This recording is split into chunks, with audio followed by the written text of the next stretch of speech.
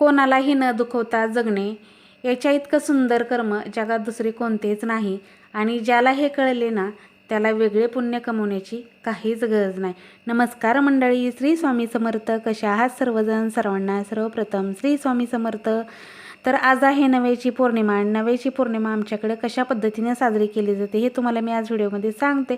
तर ही बघा, शेतकऱ्याच्या शेतातलं नवधान्य जे असतं ना, म्हणजे गहू ज्वारी हे जे धान्य असतं ना, तर ह्याचे ते झाडं असतात ना, ते उपटून आणतात आणि उंबऱ्याच्या आजूबाजूला इकडे इकडे ठेवतात. आणि उंबऱ्याची पूजा करून तिथं 7 प्रकारचे मातीचे 7 प्रकारचे देव केले जातात. आता मला एवढं ते माहीत नाही, कारण आम्ही लहानपणी करायचो आमच्या आईकडे असताना. आता इथं कसं करत नाही, मी पण उंबऱ्याची पूजा वगैरे करत असते. पण ती पद्धत, ती जे सगळं केलेलं आहे ना पूर्वीपासूनचं, ते आणखीन लक्षात आहे. तर ते शेतकऱ्याच्या शेतातलं, म्हणजे ज्याला शेती आहे ना, तर ते सगळं आपल्या शेतामध्ये जे जे पिकलेलं आहे, आता सध्या बघा गहू ज्वारी हे सगळं पिकलेलं असतं, म्हणजे हुरड्यामध्ये आलेलं असतं. तर ते झाडं जे आहेत ना, ती उपटून आणतात. त्यानंतर अशी उंबऱ्याच्या साईडला इकडं 5 ठेवतात. त्यानंतर त्याची पूजा करतात. मातीच्याच असे देव बनवतात 7 आणि त्या देवाची पूजा करतात. पुरणपोळीचा नैवेद्य दाखवतात. आणि म्हणजे ह्या आपल्या रिकाम्या उतरंडी आहेत, तर शेतकरी म्हणतो की ह्या रिकाम्या उतरंडी आहेत ना, माझ्या धनधान्याने सोन्या नाण्याने मोत्या हिऱ्याने भरून जाऊ दे, असं म्हणून मागणं मागतात. आणि मग हे आपलं धान्य जे आहे ना बघा, नंतर पिकतं. त्यानंतर छान असं भरपूर धान्य होतं, शेतकऱ्याच्या घरामध्ये येतं. तर असं काहीसं त्याचं महत्त्व आहे. आता मला जेवढं, मी शेतकऱ्याची मुलगी आहे, पण आम्हाला इकडे शेती नाही, पण माझ्या आईवडिलांकडे शेती आहे. शेतकऱ्याची मुलगी असल्यामुळं मला बरंचसं काही ह्या सगळ्या गोष्टी माहीत आहेत. तर ते आम्ही लहानपणी आमच्या आईने केलेलं बघायचो आणि आमच्या आई आम्हाला पण करायला लावायची. त्यामुळे आम्हाला आणखीन ते बऱ्यापैकी सगळं माहिती आहे मला. तर अशी नव्याची पौर्णिमा साजरी केली जाते. आता इथं तर मला कसं शेती नाही, त्यामुळे आम्ही काही ते शेतातलं धान्य, आणि हो बरं का, शेती घ्यायची आहे. आता सगळं आपलं स्वामी कृपेने, आईसाहेबांच्या कृपेने सगळं आपलं व्यवस्थित आहे. आता फक्त शेती घ्यायची राहिलेली आहे, म्हणजे आपण सुद्धा प्रॉपर शेतकरी होणार. आणि चालू आहे आमचं शेती बघणं वगैरे, शेती घ्यायचा विचार चालू आहे. तर शेती घ्यायचीच आहे, पण जोपर्यंत घेत नाही तोपर्यंत, ज्यावेळेस शेती घेईल त्यावेळेस असं मस्त असं सोन्यासारखं धान्य शेतामध्ये पिकवणार. आणि मला पण फार शेती आवडते. शेतात गेल्यानंतर इतकं भारी वाटतं ना मला, खूप म्हणजे खूप. शेतातले व्हिडिओसुद्धा बघा, मी कोणाकोणाचे जे चॅनल आहेत ना, त्यांचे शेताचे व्हिडिओ आहेत ना, मी पाहत असते. मला शेतीचे व्हिडिओ खूप आवडतात पाहायला, आणि तसंही मला शेतात जायला पण खूप आवडतं. तर असं हा झाला आपला ह्याचा विषय. तर ही बघा, मी परवा नर्सरीतनं झाडं आणली होती ना, तर ही झाडंसुद्धा मला लावायची आहेत. आणखीन काही लावली नाहीत. कुंड्या पण आणल्यात, झाडं पण आणल्यात. 2 प्रकारची फुलांची आणल्यात, आणि एक पेरूचं आणि एक अंजीरचं झाड आणले. आता असं वाटतं पेरूचं आणि अंजीरचं आपल्याला शेत घेतल्यानंतर शेतात आपण सगळ्या प्रकारची फळं झाडं लावणार आहोत. सगळ्या प्रकारचं कुठलंही फळ आपल्याला विकत आणायची गरज लागणार नाही, एवढं सगळं शेतामध्ये लावणार आहे मी. तर आताच ते ना, आईचं शेत आहे आमच्या, तिथंसुद्धा लावू शकतो आहे, पण तिथं पाण्याची सोय नाही. त्यामुळे असं वाटतं की मग आईच्या शेतामध्ये कंटिन्यू पाणी नसतं, असं म्हणजे सिजनेबलच असतं. त्यामुळे उन्हाळ्यामध्ये, कडक उन्हाळ्यामध्ये त्याला पाणी कसं द्यायचं, म्हणून ती झाडं आहेत ना मी आणखीन लावलेली नाही. तर मला असं खूप इच्छा आहे की आईच्या शेतामध्ये सुद्धा सगळी फळझाडं लावावी, कारण आईचं शेतसुद्धा ते आता आपलंच आहे. कारण मला भाऊ नाही, आम्ही दोघी बहिणीच आहोत, त्यामुळे ते शेत आपलंच आहे. तिथंही लावलं तरी काय हरकत नाही.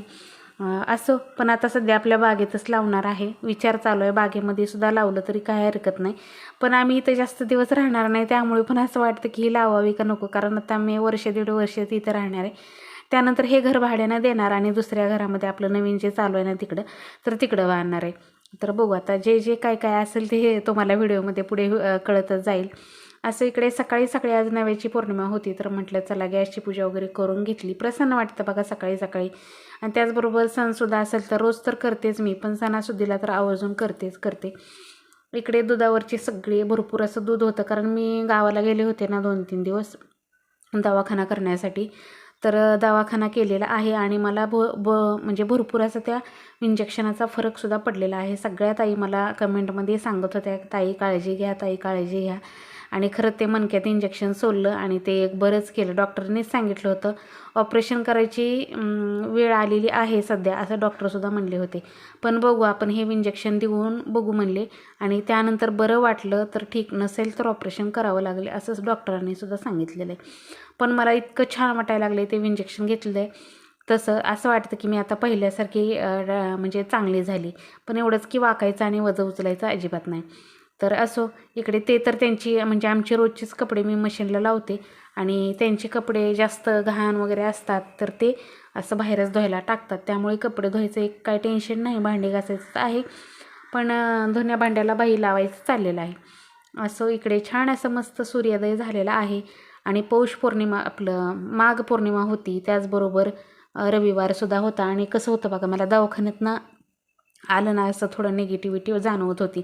त्यामुळे म्हटलं की आपल्या सूर्यनारायणाला जल अर्पण करावं. सूर्यनारायणाला जल अर्पण म्हणजे अर्घ्य अर्पण केल्यानंतर आहे ना आपल्याला फुल अशी सकारात्मक ऊर्जा मिळते. सूर्यनारायणाकडे बघून त्याचे जे तेजस्वी किरणं असतात ना तर ते आपल्या डोळ्यामध्ये उतरतात आणि त्यामुळे आपल्याला खूप असं सकारात्मक वाटतं.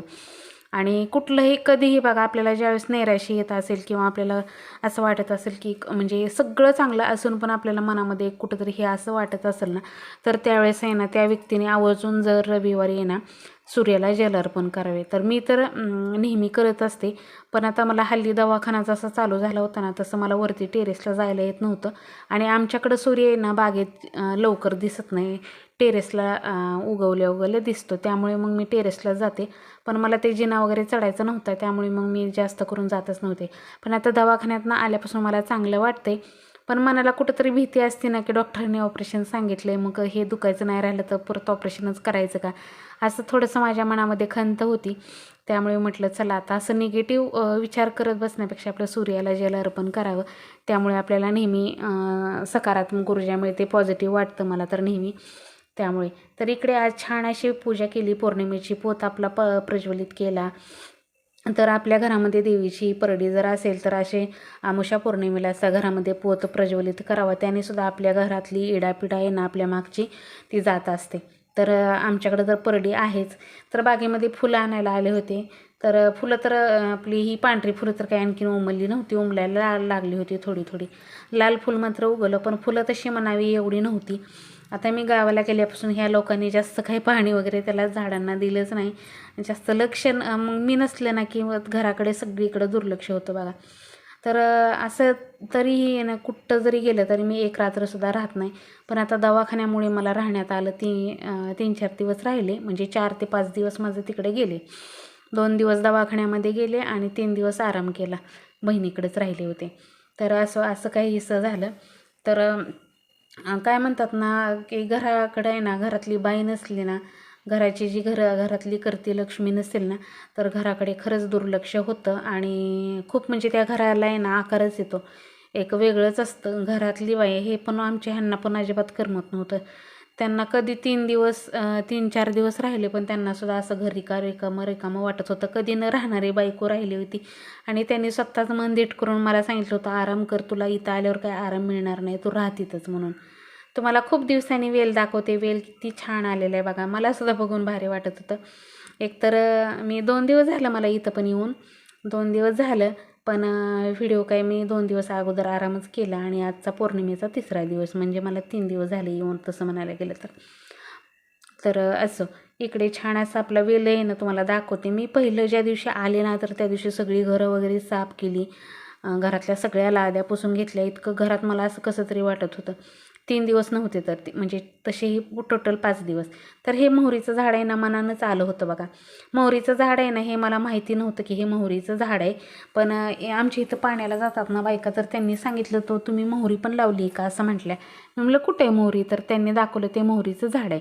मग मी त्याला काही काढलं नाही, ते इतकं सुंदर आले मोठं आणि आता तर त्याला भरपूर असे गोस आलेच, म्हणजे त्याला आता फुलं लागतील आणि त्यानंतर त्याच्यातनं ती बी वगैरे मोहरीचे लागतील. तर मला माहीत नव्हतं मोहरीचं झाड असं मोठं होतं म्हणून. तर बागेतली फुलं आणली, त्यानंतर असं मस्त बागेत फेरफटका केला. तसंही माझं रोजचं बागेमध्ये फेरफटका असतोच.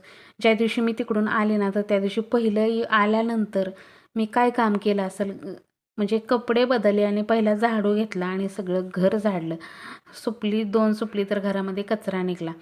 हे झाडत होते रोज, नाही असं नाही, हे पण करतात बरं का घरातली कामं, कारण त्यांना पण स्वामींची पूजा वगैरे करायची असती. पण कसं आहे बघा, आपण जसं बायका घरातला कानाना कोपरा सगळा झाडून काढतो, तसं पुरुष मंडळींचं कसं, जेवढं दिसतंय मधलं मधलं सगळं झाडून काढायचं आणि पुसून वगैरे हॉल पुसून घ्यायचे आणि पूजा करायची स्वामींची.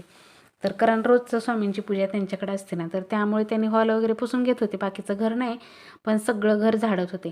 पण मी पहिलं काम केलं की सगळं घर झाडलं, त्यानंतर घरातल्या फरशा पुसल्या आणि झाडांना सगळ्या पाणी दिलं. तर हे कामं मी आलेल्या दिवशी पहिली केली. एक तर मला यायलाच वाजले होते 5:05च्या नंतर मी ही सगळी कामं केली. मग तिन्ही सांजेला भारी वाटलं संध्याकाळी मग मला घरात आल्यानंतर. तर असं इकडे छान अशी देवपूजा वगैरे करून घेतली. आज पुरणपोळीचा स्वयंपाक, त्यामुळे पुरण पण टाकायचं होतं, पण म्हटलं आधी पूजा वगैरे करून घ्यावी, म्हणजे एक काम हे झालं म्हणजे आपल्याला बाकी स्वयंपाकाला लागायला लागतं. तर सकाळी ह्यांचा डब्बा वगैरे सगळं देऊन त्यानंतर मी पुरणपोळीचा स्वयंपाक केला आहे, कारण डब्बा सकाळी लवकर द्यावा लागतो त्यांना. आणि तसंही आज पौर्णिमा आहे, तर आपली ही कवड्याची माळ, तर तिचंसुद्धा दर्शन घेतलं डोळ्याला लावून, कारण ही जी आहे ती आपल्या गुरुमाळ आहे, माझ्या गुरूंनी घातलेली आहे माझ्या गळ्यामध्ये. त्यामुळे आज पौर्णिमा, तर हिचंसुद्धा हळदी कुंकू लावून पूजा केली, डोळ्याला लावून घेतलं, नमस्कार केला, परडीतला पोत आहे ना तो प्रज्वलित केला, परडीची पूजा केली आणि जोगासुद्धा मागून आले. तर असं काहीसं सकाळी मी माझं सगळं रुटीन तुमच्याशी शेअर केलेलं आहे. तर इकडे बघू शकताय सुंदर असं.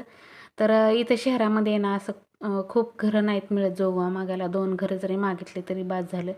असं म्हणून मी आमच्या शेजारी 2 घरं आहेत तिथं जोगवा मागते. इकडे बघू शकताय छान अशी म्हणजे सुंदर अशी देवपूजा, आणि घरामध्ये किती प्रसन्न वाटते बघा. पूजा झाल्यानंतर मी थोड्या वेळाने जरा उशिरा गेले जोगवा मागायला.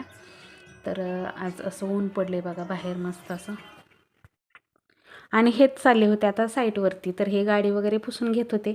साईटवरती जायला आज थोडासा उशीर झाला, कारण इथं घराच्या शेजारी जी साईट चालू आहे ना, तिथं थोड्या वेळ थांबले आणि त्यानंतर मग त्यांच्या बाकीच्या साईटवरती गेले. तर बाहेरच्या साईटवरती जाण्यासाठी मोठी गाडी किंवा बुलेट घेऊन जातात, आणि जर इथं जायचं असेल तर इथले इथं चालत चक्कर मारून येतात. पण कंटिन्यू त्यांना दुसरी गाडीच घेऊन जावं लागतं नेहमी, त्यामुळे हे बुलेट किंवा मोठी गाडी घेऊन जातात. परवा एका व्हिडिओला कमेंट आली होती एका ताईची, की ताई तुमचे मिस्टर आणि मुलं दाखवत जावा अधूनमधून व्हिडिओमध्ये. तर कसं आहे बघा, माझे मिस्टर तर असतात, पण त्यांचा पण ठाव ठिकाणा नसतो, म्हणजे नेहमी ते फिरतीवरच असतात. त्यांचे कामं जिकडं चालू आहे तिकडे, इकडं जा तिकडं जा, त्यामुळे घरामध्ये शक्यतो माझे व्हिडिओ चालू असताना कोणच नसतं. आणि मुलगा तर बाहेर शिकायला आहे, सगळ्यालाच माहिती आहे. तो इंजिनिअरिंग करते, त्यामुळे तो बाहेर असतो. त्यामुळे तो पण कधी आला तर मग मी त्याला दाखवत असते व्हिडिओमध्ये, कधीमध्ये येत होतो असं सुट्टीला आला की. आणि मिस्टर मात्र सापडत नाहीत कधी व्हिडिओमध्ये, कारण ते सकाळी लवकर जातात त्यांच्या कामावरती, म्हणजे त्यांची जी कामं चालू आहेत सगळीकडं त्या साईटवरती त्यांना दिवसभर जावं लागतं. त्यामुळे आता ते डब्बासुद्धा रोज घेऊन जातात संघ, घरी पण येत नाहीत, कारण 14-15 साईट चालू आहेत आणि कुठं कुठं फिरावं लागतं त्यांना, त्यामुळे ते डबा संघच असतो त्यांचे. आणि त्यामुळे जास्त घरी यायचा प्रश्न येत नाही. सकाळी लवकर जातात आणि संध्याकाळी ते 7-7:30पर्यंत घरी येतात, त्यामुळे 7-7:30पर्यंत घरी येतात, त्यामुळे तर काही व्हिडिओमध्ये दाखवायचं हेच येत नाही. तर असं होतं, त्यामुळे कधी कधी ज्या दिवशी दिसतील त्या दिवशी नक्कीच दाखवण्याचा प्रयत्न करेल. तर आज निघाले होते, तेवढ्यातच मी बाहेर मोबाईल घेऊन आले आणि तुम्हाला दाखवले. आणि मुलगा तर आल्यानंतर दाखवेनच तुम्हाला. तो येतो असा महिन्याला 15 दिवसाला येतो. तर आता तुम्ही म्हणसाल ताई नाही हे कमरेला लावून काय काम, कसं झालं आहे बघा, हा बेल्ट आहे ना खूप मोठा आहे, आणि कमरेला लावून आहे ना, मग मला असं काम घरातली जी काही कामं आहेत ना ती करताना मला बेल्ट कंपल्सरी डॉक्टरांनी लावायला सांगितले. कारण आपण जी ही कामं करतो ना, झटकरनं वागतो, असं झाडू मारायला किंवा एखादं भांडं उचलायला, त्यामुळे मग मला त्रास होतो. त्यामुळे डॉक्टरांनी सांगितलं बेल्ट लावत जावा ताई म्हणून. आणि कसं आहे, बेल्ट हा खूप मोठा आहे, बारीक बेल्ट आणायचं आहे मला, म्हणजे ते असं साडीच्या आतनं गाऊनच्या आतनं घातलं तरी एवढा काही प्रॉब्लेम येणार नाही. तर असंच थोड्याशा काही गोष्टी आहेत ना ताईनं इग्नोर करा. इकडे पुरण टाकलं, म्हणजे पुरणाला डाळ शिजायला टाकली, आणि माझा आता सगळा स्वयंपाक झाला होता. म्हणजे त्यांना 3 म्हणजे त्यांच्या डब्यासाठी 3 चपात्या करून दिल्या, 2 भाज्या केल्या, आणि त्यानंतर पुरणाची डाळ टाकली. जोपर्यंत डाळ शिजते तोपर्यंत मी घरातली बाकीची कामं करून घेतली, म्हणजे आपलं कपडे धुवायची राहिलेली होती, भांडी थोडीफार स्वयंपाकाची होती, ती सगळं करून घेतलं आणि पुरणपोळीचा स्वयंपाक केला. आणि मी अगदी छोटीशी 1 वाटी डाळ टाकली होती, त्यामुळे स्वयंपाक पण लवकर झाला. कारण त्या दिवशी आहे ना असं झालं होतं की एवढा पुरणपोळीचा स्वयंपाक केला, पण हे घरी जेवले नव्हते, कारण आहे ना सकाळी एकतर डबा घेऊन गेले, त्यावेळेस माझा काही स्वयंपाक झाला नव्हता पुरणपोळीचा.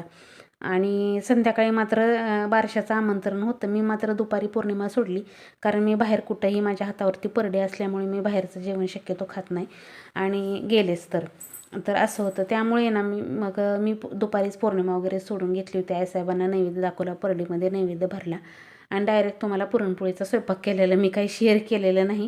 व्हिडिओ खूप मोठा होतो त्यामुळे, आणि शक्यतो काय होतं बघा, एडिटिंगला पण ताप होतो आणि मला पण व्हिडिओ जरी केले तरी मला असे वेळेवर टाकणं होत नाही. तर आजच्या दिवशी ह्या पौर्णिमेला, आता पुढच्या पौर्णिमेला आहे ना, तर आता आपल्याला आवर्जून आहे ना परडीमध्ये नैवेद्य म्हणजे परड्या भरतात. थोडक्यात तुम्हाला सांगायचं झालं तर परड्या भरतात. आता प्रत्येक भागाची पद्धत वेगळी वेगळी असू शकते. तर माझी आहे ना, मी माझी एकटीच परडी जी आहे ना आपली, ती भरत असते. म्हणजे आपल्या परडीमध्ये नैवेद्य ठेवून, आता माझं मी नैवेद्य तसले छोटे छोटे करत नाही, माझं सगळं मोठं मोठं धोटच असतं म्हणतात. म्हणजे आपल्या पोळ्या करत असते आणि त्या पोळ्या आहेत ना, सरळ मी आपल्या परडीमध्ये ठेवते. देवाला पण एक पोळी नैवेद्य सगळं ताट भरून जसं आपण जेवतोय तसं दाखवत असते. तर असा काहीसा माझा नैवेद्य दाखवण्याची माझी पहिल्यापासूनची प्रथा आहे. चला तर मग असा होता आजचा व्हिडिओ. कसा वाटला कमेंट करून सांगा. व्हिडिओ आवडला तर लाईक, शेअर, सबस्क्राईब करायला विसरू नका. चला तर भेटूया आपण उद्याच्या छानशा सुंदर व्हिडिओसोबत. तोपर्यंत सर्वांना श्री स्वामी समर्थ. जय जय स्वामी समर्थ. आई राजा उदो उदो, सदानंदीचा उदो उदो. बोल भवानी माता की जय. आई येडेश्वरी माता की जय.